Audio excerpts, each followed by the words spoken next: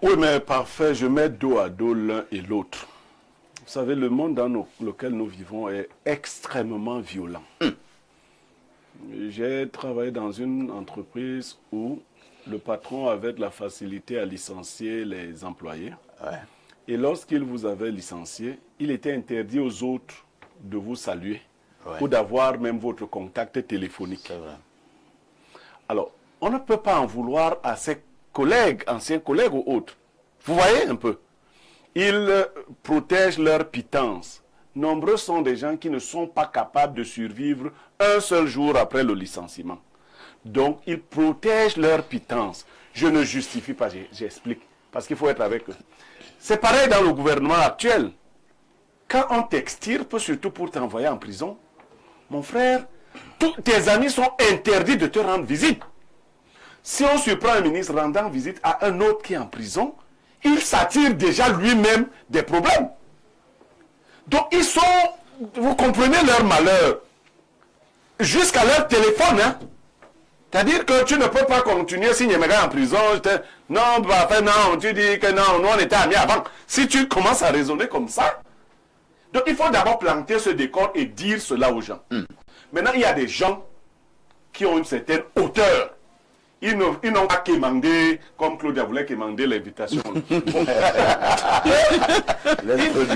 Non, ils n'ont pas quémandé les ministères. Il y a quelques rares ministres qui ne commandent pas.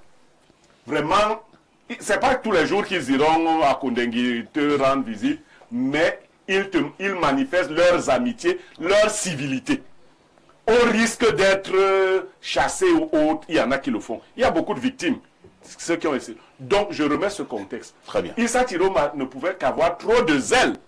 Du point de vue administratif, Atangnamevara est très au-dessus de Issa Tiroma. Mais ça n'a plus rien à voir quand toi tu es déjà au cachot. C'est-à-dire qu'il va te manquer de respect. Issa Tiroma a manqué. C'était le cas.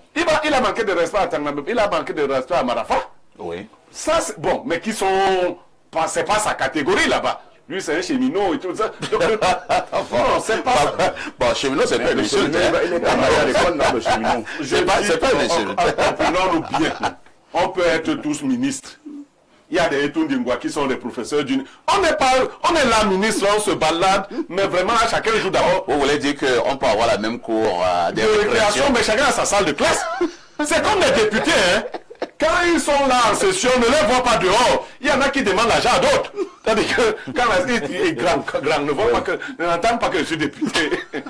Ne m'oublie pas. Non, il y a les Eric Njomgwe et puis il y a d'autres petits députés. Donc je veux dire que... non, je veux dire que c'est comme ça que Là, le monde... salue ton ami Paul Eric Njomgwe. Paul Eric n'est pas mon ami, c'est mon père. Okay. Bon, il faut le savoir. Nous sommes très... Donc, je veux dire que voilà la réalité. Très bien. Donc, il ne faut pas en vouloir à ceux qui... Maintenant, quand Issa Tiroma sera là-bas... Quand Issa Tiroma sera là-bas... Comment ça? Est-ce qu'il sera là-bas? C'est à programmer.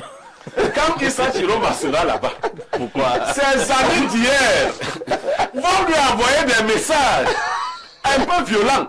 Il n'y a que des gens soft comme Sadi qui ne fait, pour qui tu peux pas voir Sadi faire des sorties pour accabler un ministre qui est en prison. C'est son style, c'est un diplomate. La dignité aussi. Oui, il a... Non, Sadi est soft. Il n'est pas dans les choses. Il a dit Mbam, donc oui, c'est un repris identitaire. C'est pas un appel Mbam. Moi, sont même pas des gens sérieux. Merci.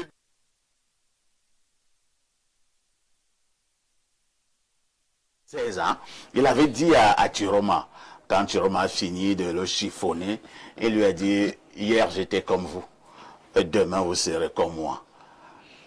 Et si cette affaire se réalisait, sommes-nous si loin de ce que Mbarete est en train de prédire?